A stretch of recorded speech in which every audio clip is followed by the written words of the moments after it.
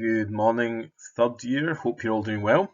Today, what we're going to do is carry on thinking about our ideology course. And today, we're going to look at probably the biggest kind of divide in ideology that countries can have between democracies and dictatorships. And we're going to think a little bit about both of those.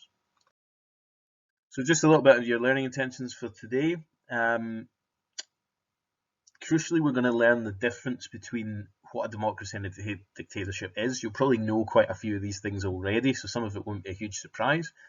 And we're going to think about countries around the world today that are dictatorships and countries that are democracies. The vast majority of countries around the world are democracies nowadays, but there are still some dictatorships, so we're going to think a little bit about those as well. So, just a bit of a reminder, we covered this 2 lessons ago. Remember what the word ideology means. The key thing is that idea at the beginning. Idea, it's a set of ideas about how a country's run. Some countries have very, very different ideologies from other countries, and as a result, a lot of countries mistrust one another just because they don't have the same ideology. So because they don't believe in the same things, because they maybe prioritize different things in their own country, there's mistrust there. So remember, we looked at the big examples. These are the case studies that we're going to look at in this unit of work. USA, North Korea, UK, Cuba.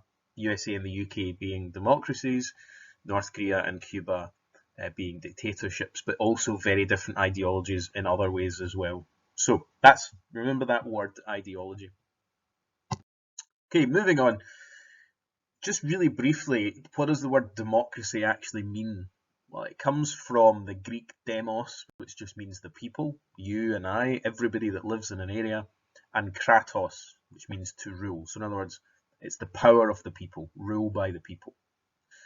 Originally in ancient Athens, democracy would mean everybody sort of trooped down to the main square and would raise their hand depending on what they thought about a particular issue. And that was direct democracy. In other words, people, literally every individual person gets to participate in their democracy. Nowadays, that's impossible. In the UK, a country of 65 million people, you can't possibly have everybody wander down to London and put their hands up to say, I think this or I think that. So we have elections, we elect people to make those decisions for us, to represent us, instead of us being able to do it ourselves. So we're a democracy, but we're not a direct democracy because we don't individually get to vote. We'll come back and think about that a little bit in terms of referendums and things like that. So that's democracy. As well as the right to vote, there's lots of other things that go with a democracy as well, and we'll think about some of that. The opposite, I suppose, of that then is a dictatorship. So that means one person or a small group of people, it doesn't always have to just be one person, they have total power and control. So in other words, ordinary people, you and me, don't have any say. You don't get to vote for who leads the country. You don't get to vote those people out if you don't like what they're doing. And if you think of some of the most famous dictators in history, you think of Adolf Hitler or Joseph Stalin or Benito Mussolini or any of these people, they tend to rule through a mix of fear and absolute power over people. So control over all the parts of the state, the police, the army, the economy, the press, so that people can't print bad things about the dictator, tend to get control over everything. And there are some dictatorships like that that still exist in the world today. You're going to think about some of those a bit later on in the lesson. So this is a map of, it's a little bit old now, I think this is a year or so old, but it wouldn't have changed very much. This is a map of the world by the type of government, and it's on a scale. So you don't have absolute democracy and absolute dictatorship. You have a bit of a spectrum, right? So there are countries that are democracies, but maybe aren't quite as democratic as other countries. So if you look at the map, what you'll notice is that most of Europe, we're going to look at one example where it's not at the moment, but most of Europe is a democracy. North America, Canada, the United States, democracies. South America, mostly democracies. But then if you look at the rest of the world, you look at Africa in particular, they tend to have, there's a few dictatorships in Africa, but also a few countries that are sort of democracies, but not quite. So they do have elections, but they don't always give up power when they lose an election. So there's a bit of a mix there. And then if you look at Asia, you've got countries like Iran, China, Kazakhstan. These are countries where people don't get to vote for their governments. Okay, so you can see the mix across the world there. What we're going to come back to at the end of this video is I'm going to give you a link to a little documentary that I want you to watch about a country called Belarus, which is in Eastern Europe. And it's often been called Europe's last dictatorship. Europe generally is a continent full of democracies, but Belarus is a country that still has very dictatorial control over the media, over elections. Although they have elections, they're often rigged. In other words, it's not a free election, so you get to vote, but actually the decision's already been made. So I'll put a link up to that video at the end, and I want you to have a wee watch of that just to think a bit about Belarus.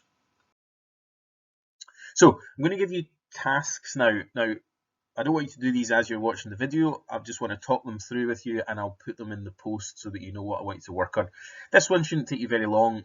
I'm keen to get your own opinion. If we were in school just now, this would be the bulk of the lesson, is we'd have a chat about democracy and dictatorship, and I'd get your opinion, and we'd debate and discuss, and all the things that modern studies is really, really good for.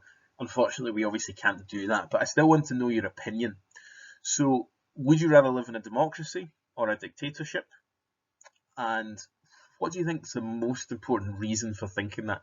So I want you to get into the habit in modern studies of not just having opinions, but of being able to back up those opinions with some evidence, with a proper argument.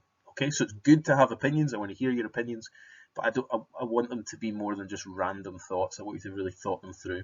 Okay, so that's one of the tasks I'll put up. And the second one is, I want you to go away and do a bit of research yourself on dictatorships around the world. Think of a dictatorship that exists in the world today. If you don't know any, that's fine, but use Google or whatever you use and find out about what are the dictatorships in the world today. Do some of your own research and write up a kind of mini report on that country. So I want to know what the country is, what makes it a dictatorship. If you lived there, what would it feel like? Okay, in your daily life, what things would be more difficult living in this country than living in a democracy? And give me some specific examples. So if you say, for example, the police are very strict, give me examples of that you can find on the internet. And then the other skill that I want you to start developing is referencing what you've used to get your information. Referencing just means you don't just take facts from websites without telling me where you got them from. You copy the link and you tell me where you got that information from. And again, this is a good skill to build up as you go through modern studies, and if you go into university, you need to be really good at referencing. So at least 2 different sources I want you to use to find out information about your dictatorship. Okay, so those are your 2 main tasks. And then the third one is, I want you to watch this video about Belarus, Europe's last dictatorship. A little link will come up in a second. Watch it through and write a few comments down about what it's like living in Belarus, and I'll post the rest of these tasks on Microsoft Teams, so you've got a note of what it is I want you to work on today. Okay, so watch this video and then go back to the team and do the tasks. Have a really good day. Cheers, bye.